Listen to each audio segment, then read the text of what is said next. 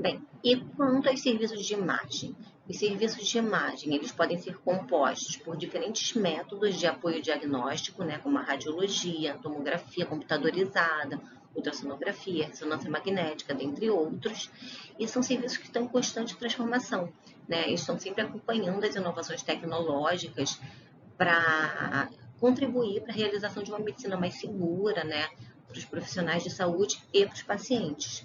Então, os profissionais também precisam acompanhar essas mudanças, estar em constante atualização, já que o diagnóstico por imagem ele complementa a investigação clínica e a gente precisa evitar falhas que comprometam esse diagnóstico, né, e garantir o bem-estar físico e mental desses pacientes. Então, essa unidade vai trazer toda uma discussão que é muito interessante quando a gente fala de SUS, que é a regulação de acesso à assistência.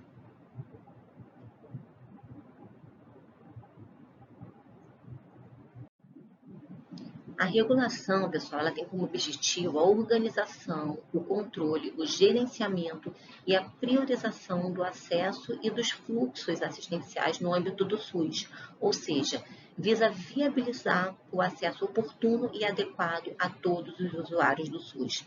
Então, a gente tem basicamente 3 esferas de regulação, que são as consultas e exames, internações e as urgências. Tudo que a gente estudou até aqui, se for realizado no SUS, vai precisar seguir um fluxo baseado numa fila única e transparente.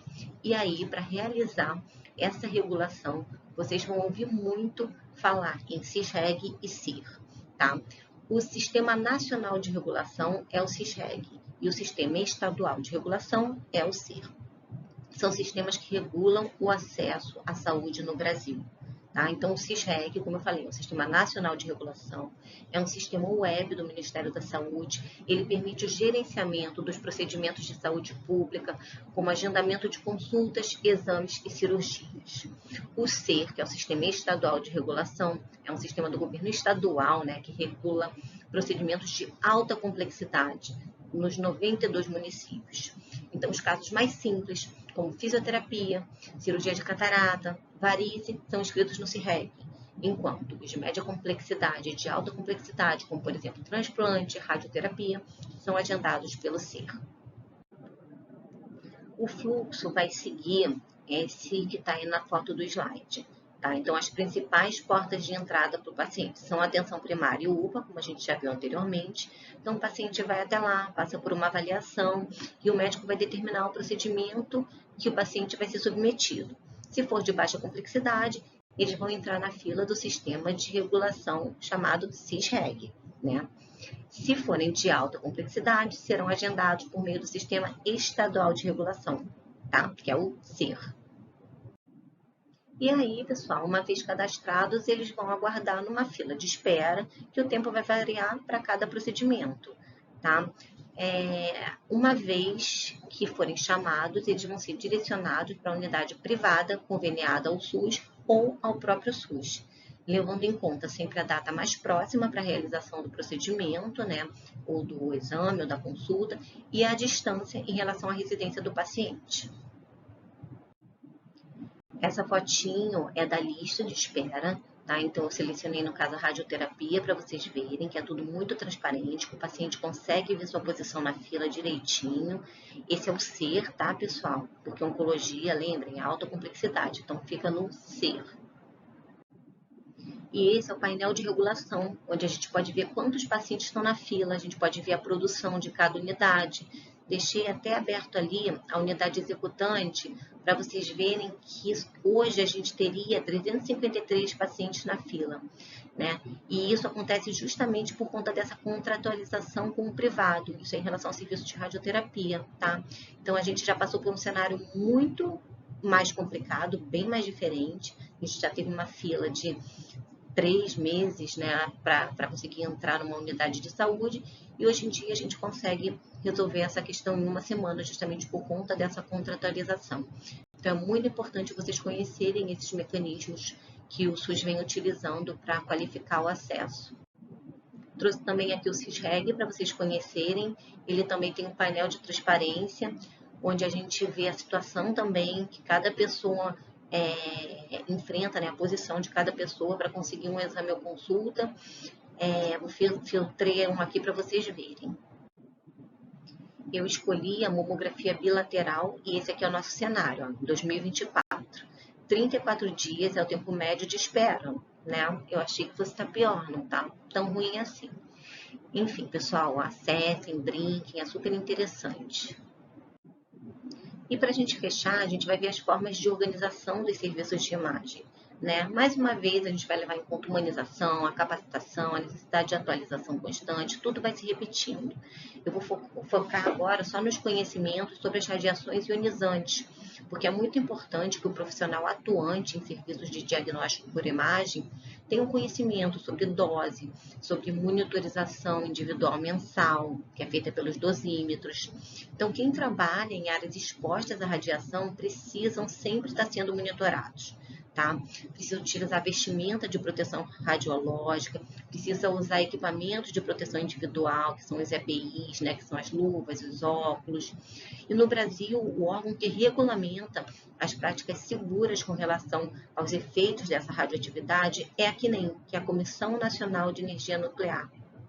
Então, o gestor tem que sempre estar atento às recomendações da CNEM, às recomendações da Anvisa também, para conseguir desenvolver um trabalho qualificado e seguro. Outra coisa importante é a setorização do serviço de imagem. Setorização envolve as atividades de recepção, de registro, de sala de espera, realização do exame, checagem da qualidade da imagem obtida até a liberação do paciente. Então, mais uma vez, o fluxo dentro do serviço de imagem precisa estar bem mapeado, bem aliado à estrutura física e à demanda, para não comprometer a credibilidade do serviço. Bem, pessoal, e para fechar, hoje a gente vai falar um pouquinho dos instrumentos de planejamento e gestão, que além dos que a gente já falou antes, né, que a gente já reforçou que os instrumentos podem ser utilizados para qualquer setor, é importante a gente falar também um pouquinho sobre o estudo do ambiente e da fila, né, de como se dá o fluxo dos pacientes, porque saber qual horário ou qual época do mês a demanda fica maior, qual a porcentagem de faltantes do dia, qual a variabilidade de tempo de cada exame, né? Tudo isso pode contribuir para organizar a agenda do serviço de imagem, evitando o congestionamento de pacientes em alguns períodos. Perguntar se é a primeira vez do paciente no serviço, se ele já tem cadastro, que exames foram solicitados pelo médico, a idade dele, se tem alguma dificuldade de mobilização. Tudo isso facilita na hora do agendamento, porque você consegue pensar melhor, né, monitorar melhor o tempo que esse paciente vai gastar, né, e aí a gente consegue organizar melhor a agenda. Outra alternativa simples para que não ocorra ociosidade na agenda é lembrar de confirmar com o paciente um dia antes do seu atendimento. Pode ser por ligação, por mensagem telefônica, por e-mail, né? Hoje em dia a gente tem vários canais de comunicação, cada um se adapta melhor a um. Então, todas essas formas podem ser utilizadas como tentativa de contato. Organizar a lista de espera, com preferência de horário do cliente, com seu nome e telefone, tudo isso agiliza o trabalho da recepcionista em reocupar aquela vaga. A gente tem um instrumento de gestão também muito utilizado, que é o método 5S, que é um programa de organização empresarial de origem japonesa, que visa melhorar a produtividade e a qualidade do trabalho.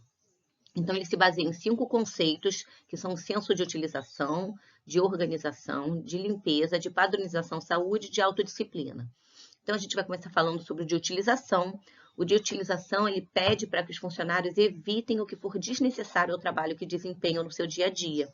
Então, eles precisam realizar o descarte, ou então realocar tudo que não for essencial para a realização das suas atividades, tá? É uma tentativa de fazer aquele desapega. E aí vale para material, ferramenta, peça de reposição, documentos, tá? Tudo tem que ser analisado. O de organização explica que é preciso deixar tudo no seu devido lugar, né? Evitar mesas e gavetas desorganizadas, salas bagunçadas, o estoque precisa estar organizado para a gente identificar facilmente o que a gente precisa. O de limpeza é criar consciência de que todos são responsáveis pela higiene, né, pela limpeza da empresa. Então, cada funcionário precisa manter seu ambiente de trabalho limpo e organizado, tem que cuidar também dos espaços comuns. E aí cabe lembrar que esse S também se refere à atenção à aparência pessoal, né, ou seja, as pessoas precisam estar asseadas, né? O de padronização saúde tem uma abordagem relacionada à organização e à conscientização interna e externa. Quando a gente fala em padronização, a gente pensa na fixação de padrão de cores, de formas, de iluminação, de localização, de placas. E como também abrange o conceito de saúde, é importante identificar os problemas que afetam a saúde dos colaboradores, como os problemas ergonômicos, problemas de iluminação, de ventilação, dentre outros.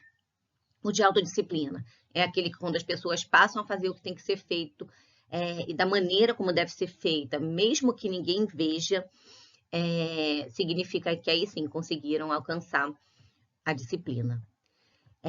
Mas para que esse estágio ele seja atingido, todas as pessoas envolvidas precisam discutir, precisam participar da elaboração das normas e dos procedimentos que forem adotados no programa 5S. Além disso, a gente tem o benchmarking, que nada mais é do que a realização de estudos de como funcionam as empresas concorrentes. E como a gente está falando de um serviço de imagem, a gente não pode deixar também de falar dos PACs, né, que são os sistemas de armazenamento de imagens, que facilita a comunicação entre serviço de saúde, no caso dos hospitais, as clínicas e os serviços de imagem. Então, muitos são os benefícios do uso de um sistema digital de armazenamento de imagens, porque ele possibilita a redução das perdas das imagens e dos laudos dos clientes, porque os exames vão ficar ali armazenados numa plataforma eletrônica e os profissionais de saúde vão ter acesso de forma facilitada, segura e ágil, além de aumentar a produtividade do serviço, de evitar a impressão de exames sem necessidade. E, por último, a ferramenta 6W3H, que é uma ferramenta que é muito utilizada, né, nos hospitais, no planejamento estratégico situacional e também nos serviços de imagem, porque com ela a gente consegue reconhecer as potencialidades e as dificuldades do serviço, além também de identificar oportunidades externas para melhorar os nossos resultados. E aí são respostas, né, para algumas perguntas que correspondem a esses 6 Ws e aos 3 H. Os 6 Ws são em inglês, né, então começa pelo why, que é porquê, o what, o que, o where, que é onde, who, quem, e for whom, que é para quem, e o sexto é o when, que é quando. E os 3H são how, como, how much, quanto, e how many, quantos, né? Ou seja, é uma ferramenta maravilhosa, porque o gestor que reconhece os porquês, né, de cada etapa do processo consegue conduzir melhor os trabalhadores, prevenir erros e falhas, né? Vai ter uma visão macro das atividades desenvolvidas e dos recursos disponíveis.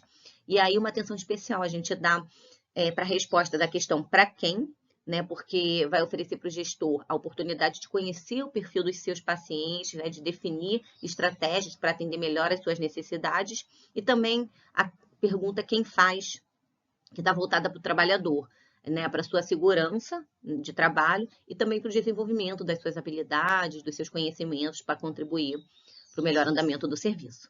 Tá bom, pessoal? Então, foquem nessas ferramentas. Por hoje era isso e até a próxima.